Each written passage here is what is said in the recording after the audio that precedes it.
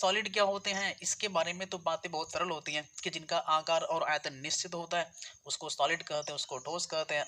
बस वही है यह भी, पदार्थ की जो तीन अवस्थाएं होती हैं उन तीन अवस्थाओं में से एक ठोस था, वही ठोस हमको पढ़ना है कक्षा 12 में। लेकिन यहाँ पर थोड़ा सा विस्तार से पढ़ना, हमको थोड़ा यहाँ पर विस्तार से पढ़ना है, अच्छे से पढ़ना है कि सॉलिड्स क्या होते हैं। तो सॉलिड के प्रकार होते हैं, जैसे कुछ को बोलते हैं आयनिक ठोस एंड कुछ को बोलते हैं धात्विक ठोस, और हम लोग कुछ को बोलते हैं सहसंयोजी ठोस एंड कुछ को बोलते हैं आणविक ठोस। तो ये सब तो सिंपल होते हैं, और इसके अलावा ठोस हमको जो इस चैप्टर में पढ़ना है उसमें से 2 पॉइंट और होता है, कुछ को बोलते हैं क्रिस्टलीय ठोस और कुछ को बोलते हैं अक्रिस्टलीय ठोस। और उन वो सब बहुत सरल है, और एनसीईआरटी में अगर आप यदि पढ़ लेंगे तो वहां पर भी वो आ जाता है, वो मेंशन किया गया है कि सॉलिड के जितने भी पार्ट हैं इसमें से खास करके पढ़ना होता है क्रिस्टलीय ठोस और अक्रिस्टलीय ठोस। तो वो सब जो था कहानी हम लोग यहाँ पर उसको नहीं चेक करेंगे, आप उसको देखेंगे तो आसानी से आ जाएगा। हम लोग चेक करेंगे सॉलिड में जो इकाई कोष्ठिकाएं होती हैं, तो डायरेक्ट हम लोग चलते हैं इकाई कोष्ठिकाओं से। एक छोटी सी बात कर लेते हैं कि इकाई कोष्ठिकाओं को यूनिट सेल बोलते हैं। यूनिट सेल का सॉलिड से क्या संबंध है, तो सुन लीजिए। जैसे ये जो ठोस हैं यूनिट सेल से ही मिल करके बनते हैं, क्योंकि चैप्टर में हमको क्रिस्टलीय ठोस पढ़ना है, एमॉर्फस सॉलिड अक्रिस्टलीय ठोस नहीं पढ़ना होता। तो क्रिस्टलीय ठोस जो होते हैं वे यूनिट सेल इकाई कोष्ठिकाओं से मिलकर के बने होते हैं। तो टोटल जो कंसेप्ट रहेगा अपना इकाई कोष्ठिकाओं पर रहेगा। तो सॉलिड का ये लेक्चर नंबर 1 है। तो जो जहाँ से थियरी बनती है, जहाँ से न्यूमेरिकल्स फॉर्म होते हैं, हम लोग वहीं से स्टार्ट करते हैं, और नॉर्मल जो रहेगा वो उसको तो देख लिया जाएगा। तो क्रिस्टलीय ठोस जो होते हैं वो यूनिट सेल से बने होते हैं, और इनको इकाई कोष्ठिका भी कह देते हैं। तो इकाई कोष्ठिका यूनिट सेल हो गई। अब यूनिट सेल जो होता है वो 7 टाइप्स का होता है।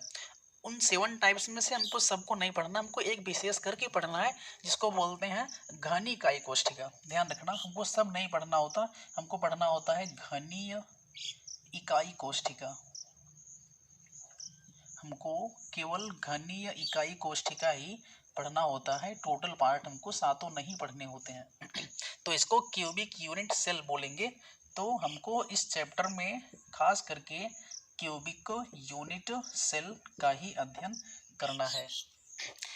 यहाँ पर स्टार्ट क्यों कर रहे हैं, क्योंकि हमको न्यूमेरिकल्स का जो फंडा होता है ना, क्योंकि यहाँ पर देखिए फिजिकल केमिस्ट्री में जी जो 4-5 चैप्टर हैं, जैसे ये हो गया सॉलिड, इसके अलावा सोल्यूशन है, केमिकल काइनेटिक्स है, यहाँ पर न्यूमेरिकल्स ज़्यादा होते हैं। तो न्यूमेरिकल्स को कवर करेंगे और सिंपल तरीका समझेंगे कि कैसे निकालेंगे सवाल को, कहाँ से आते हैं, और सारी ये थियरियाँ कैसे बनती हैं। तो इसमें हमको जो पढ़ना है यूनिट सेल में जो पढ़ना है उसको बोलेंगे क्यूबिक यूनिट सेल, और हमको सबसे मतलब नहीं रहता, क्यूबिक यूनिट सेल के बारे में ही हमको केवल पढ़ना होता है। तो ये जो क्यूबिक यूनिट सेल है ये 3 टाइप्स का, खास करके 3 टाइप्स का होता है। वैसे एक चौथा भी होता है, उसको बता दे रहे हैं। तो क्यूबिक यूनिट सेल यहाँ पर देखेंगे आप, तो क्यूबिक दे रहा है। क्यूबिक का मतलब क्या होता है कि स्टार्टिंग में क्यूब आप देख लीजिए, जो यूनिट सेल होंगे वो क्यूब के लाइक होते हैं, क्यूब के जैसे होते हैं। ये हो गया, ये क्यूब के जैसा, तो इसलिए और ये एक यूनिट सेल है और ये क्यूब के जैसा है, तो इसका नाम पड़ जाता है क्यूबिक यूनिट सेल। तो ये था क्यूबिक यूनिट सेल, हमको इसके बारे में चेक करना है। सॉलिड में हमको ये चेक करना है, हमको ये पढ़ना है। तो स्टार्ट करते हैं। ये जो क्यूबिक यूनिट सेल होते हैं 3 प्रकार के होते हैं। 3 में से एक को बोलेंगे सरल, एक का नाम होता है सरल घनीय इकाई कोष्ठिका, सरल घनीय इकाई कोष्ठिका, और एक को बोलेंगे काय केंद्रित घनीय इकाई कोष्ठिका, घनीय इकाई कोष्ठिका। ये हो गया सेकंड पॉइंट। और एक को बोलेंगे फलक केंद्रित, और एक को बोलेंगे फलक केंद्रित घनीय इकाई कोष्ठिका। तो ये 3 टाइप का होता है। एक को बोलेंगे सरल घनीय इकाई कोष्ठिका, एक को बोलेंगे काय केंद्रित घनीय इकाई कोष्ठिका, और एक को बोलेंगे फलक केंद्रित घनीय इकाई कोष्ठिका। ये 3 टाइप का हो गया। और इसको इसमें से हम लोग इस को बोलेंगे simple cubic unit cell, simple cubic unit cell, ये हो गया। और इसको बोलेंगे body centred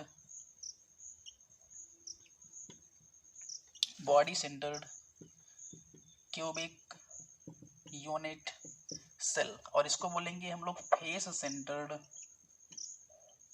cubic unit cell, cubic unit cell.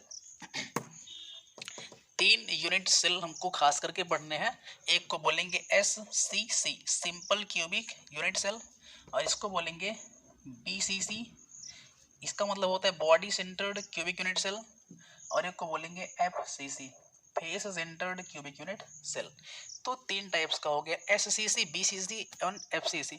तो एक होगा सिंपल क्यूबिक यूनिट सेल, एक को बोलेंगे body centred cubic unit cell, और एक को बोलेंगे face centred cubic unit cell, और एक होता है और 4 पॉइंट जिसको बोलते हैं end centred cubic unit cell. तो उसकी बात ज़्यादा नहीं होती है। 3 है SCC, BCC और FCC। अब इंड सेंटर्ड को बोल देंगे ECC। तो ये 3 टाइप्स का खास करके SCC, BCC और FCC। थोड़ा सा हमको चेक करना है कि SCC, BCC, FCC कब बोलेंगे, इसको फटाक से चेक करते हैं। तो यहाँ पर अपने पास ये एक क्यूब है, ध्यान देना मैं SCC की बात कर रहा हूँ, और एक क्यूब यहाँ पर लेते हैं, क्योंकि हम लोग यहाँ पर BCC की बात कर लेंगे, और अपने पास एक क्यूब और रहेगा तो हम लोग इसमें FCC की बात भी कर लेंगे। तो ये हो गया 3 SCC।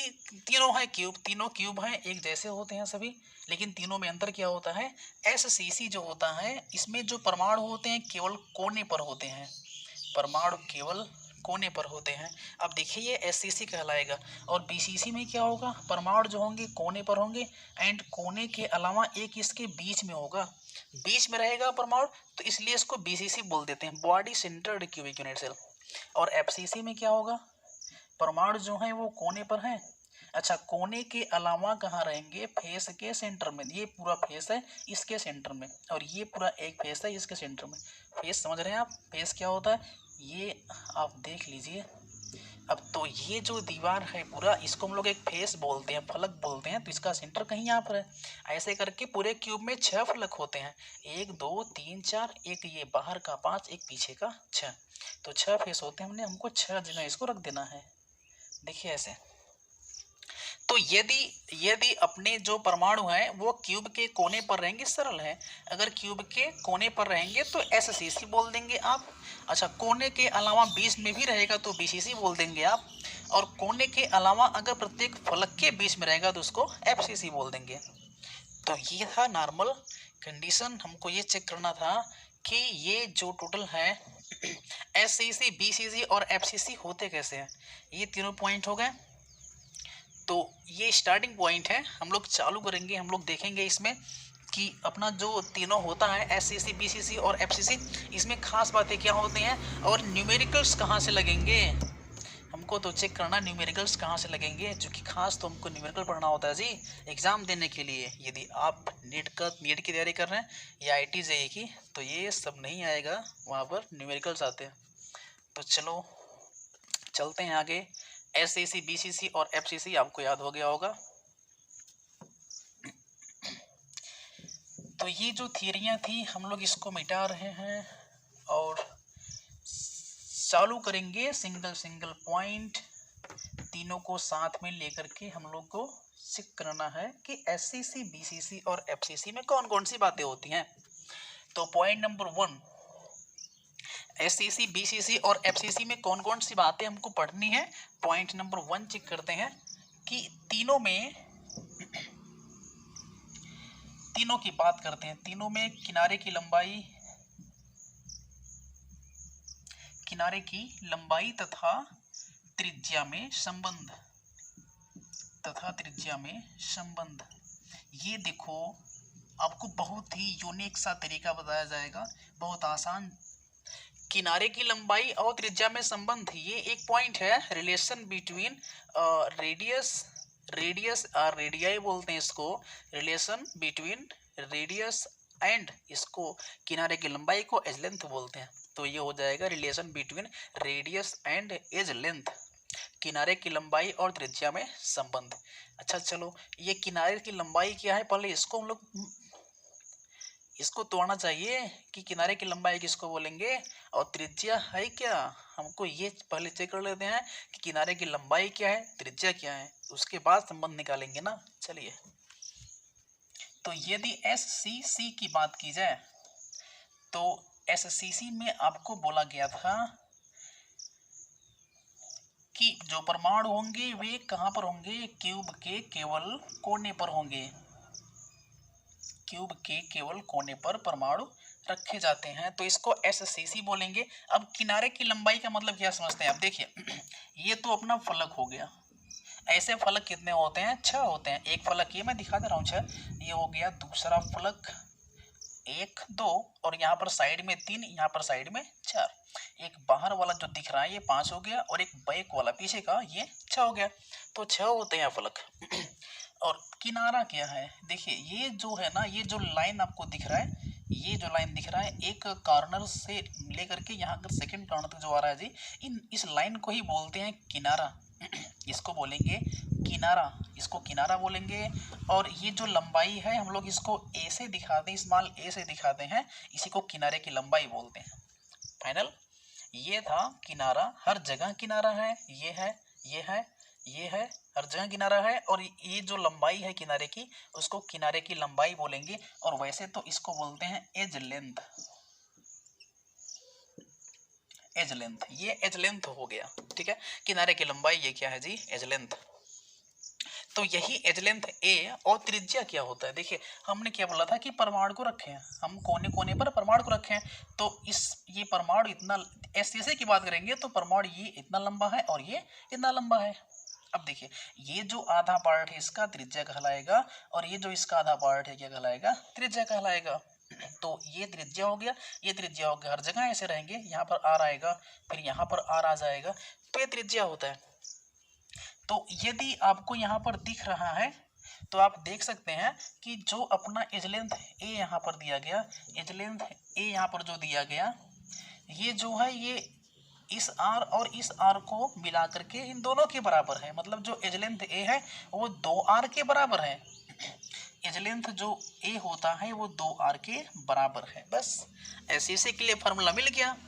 ऐसे के लिए फार्मूला एज लेंथ मतलब किनारे की लंबाई ए और त्रिज्या, इन दोनों में संबंध जो था वो ए इक्वल टू 2r आया।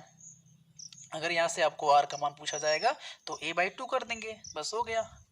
और यदि बात करें हम लोग बीसीसी और एफसीसी की, ये तो ठीक है ना जी, समझ गए बात को।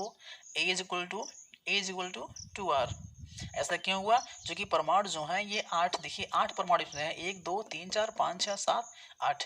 ये ना 8 गेंद की तरह है। इसमें क्या किया गया है, 4 गेंद को पहले सटा के रखा गया है, 1 2 3 4 ऐसे सटा के रखे हैं 4 गेंद को, और 4 गेंद उनके ऊपर और रखा गया है सटा करके, मतलब 8 गेंदों का पूरा ये समूह था।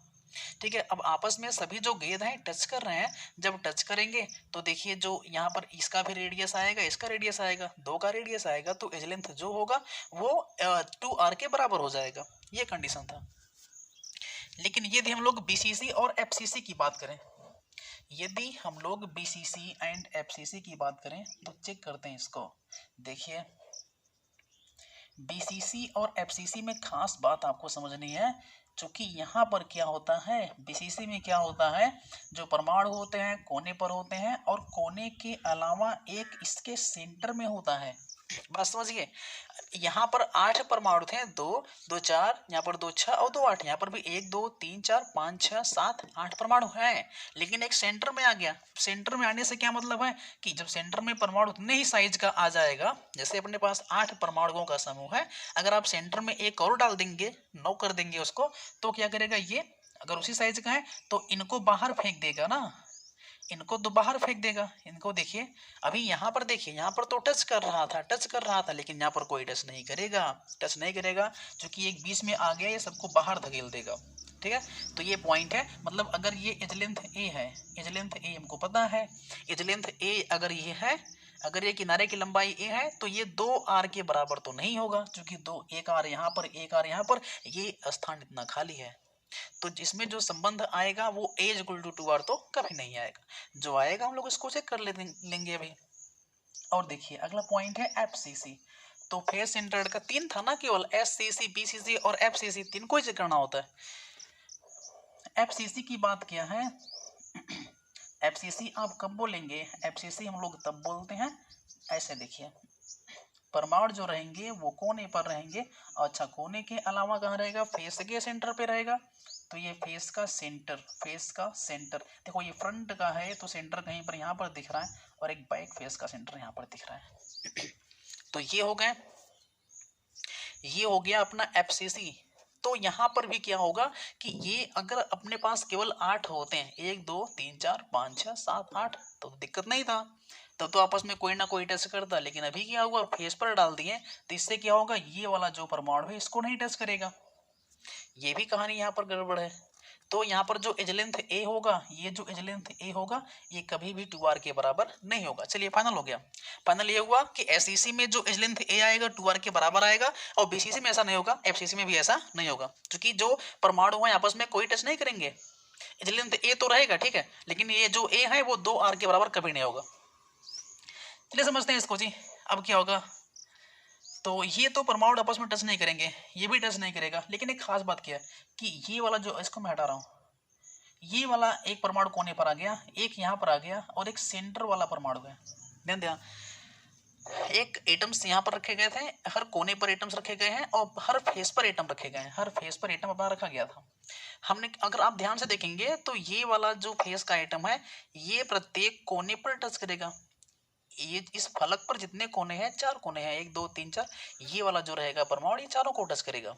तो इसमें क्या होगा कि ये वाला जो कोने का परमाणु है इसको टच करेगा, और ये वाला इसको टच करेगा। तो हमको करना क्या, हमको यहाँ से एक लाइन खींच लेनी है। ध्यान देना, हमको किसी भी फलक पर जाकर के एक सेंटर से हमको ऐसे तिरछा लाइन खींच लेना है। तो ये क्या बन जाएगा, इसका विकर्ण बन जाएगा, ये तो बन जाएगा डायगोनल।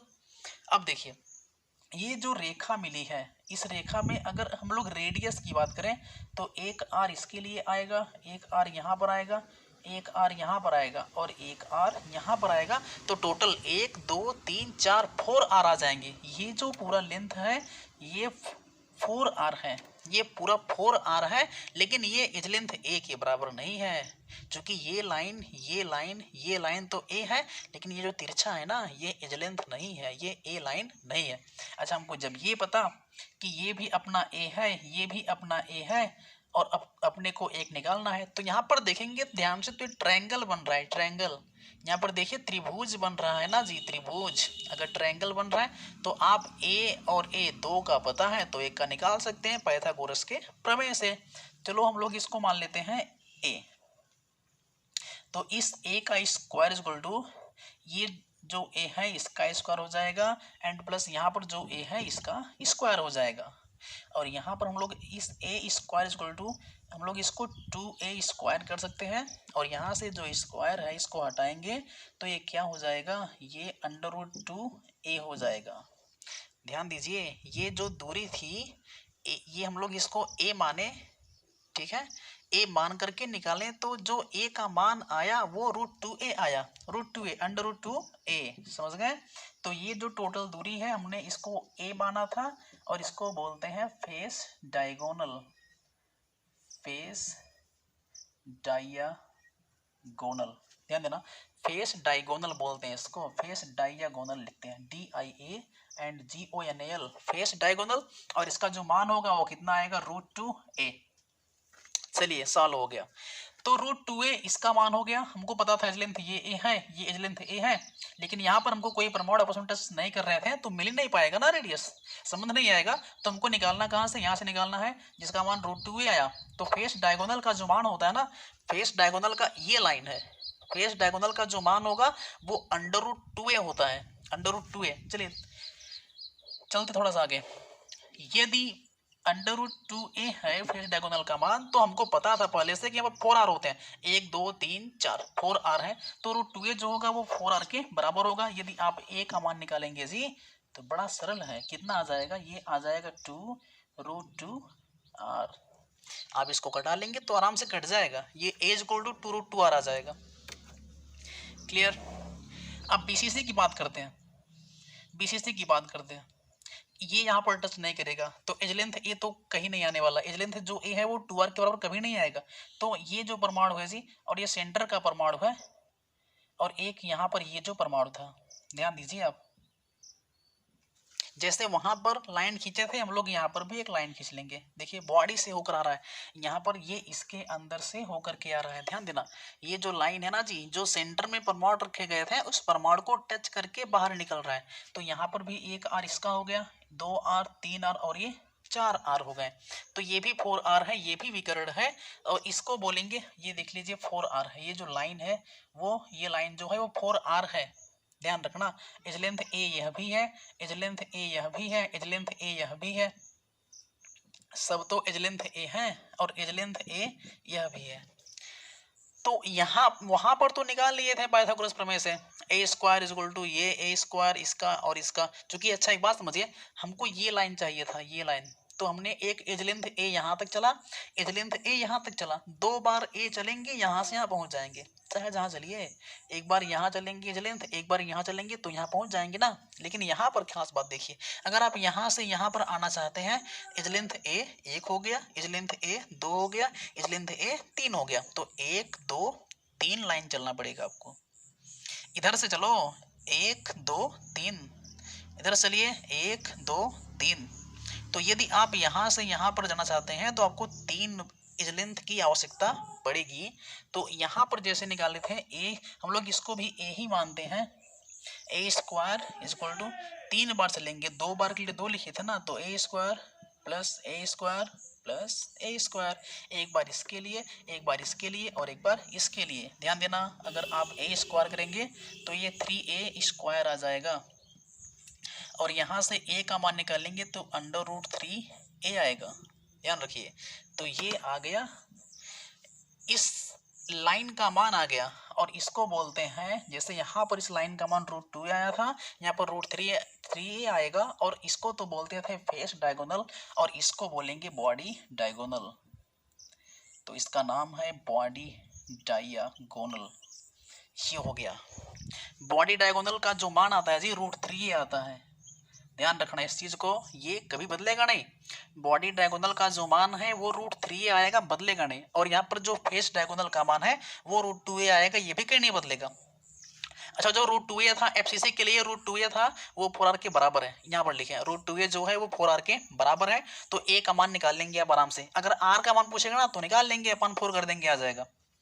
और यहाँ पर ध्यान दीजिए, यहाँ पर जो √3a है, इधर लगाते हैं जी, इधर जो √3a है वो भी तो 4r के बराबर है, √3a जो है 4r के बराबर है। और यहाँ से यदि आप a का मान निकालेंगे तो 4r/√3, देखिए आ गया संबंध।